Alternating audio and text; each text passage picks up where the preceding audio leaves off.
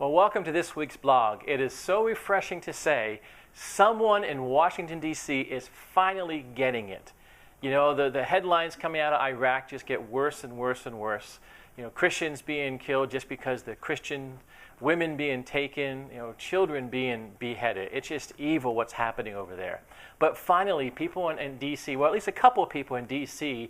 are speaking up. Army General Martin Dempsey, who's the chairman of the Joint Chief of Staffs, he came out this past week and said what's going on in Iraq with ISIS, they have an end-time theology. Their strategic mission, the way they fight and what they're doing and why they're fighting, the passion behind what they're doing is all because of an end-time theology. And I couldn't believe that he actually said that. And then Secretary of Defense Chuck Hagel came out and said the same thing. We need to look at ISIS and understand what their thinking is and why they do what they do.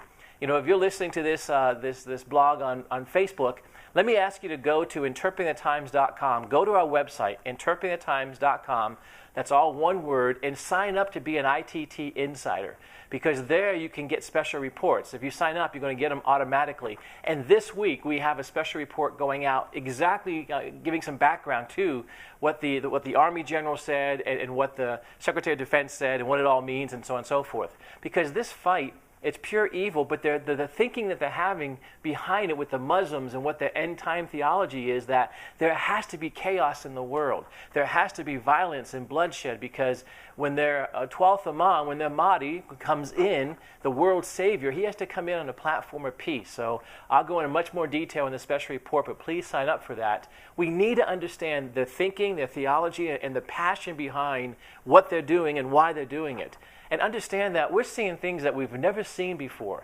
World War I or World War II or regional wars, we haven't seen people come from all around the globe and join what we'll call the enemy. And that's what's happening. I mean, this is a lot closer to home than people may think. Over 1,000 Europeans are now fighting for ISIS. And what's really bothering me is some people are okay with the things that ISIS is doing. You know, there's not so much tension against what they're doing, and people are coming along and fighting with them and for them in Syria and Iraq. There's been some studies recently, and it's kind of hard to keep up because, you know, people leave their home and they go over there, and it's hard to kind of count that. But they've counted over 700 recruits from France. They've counted over 400 from the UK. They've counted over 320 from Germany. These are people who have left their home, given up their livelihood, and went over to Syria or Iraq to fight with ISIS. In Belgium, there's over 250 people who have done this. In Australia, over 200. In the Netherlands, there's been over 130.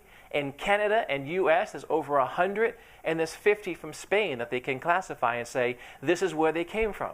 About a month or so ago, I told the story about a young Canadian guy, 23 years old, and how he went over there. He died on the field trying to take an airport over in Syria, but they still use him as far as propaganda. He's still on videos, and he's still telling people to come and fight and to join the cause, and it's just crazy. But we've never seen this happen globally before, where people around the world come and they join the enemy to fight.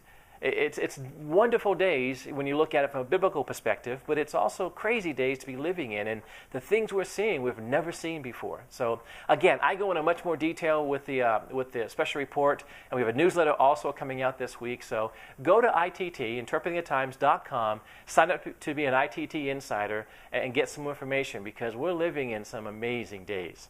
All right, see you next week. God bless you.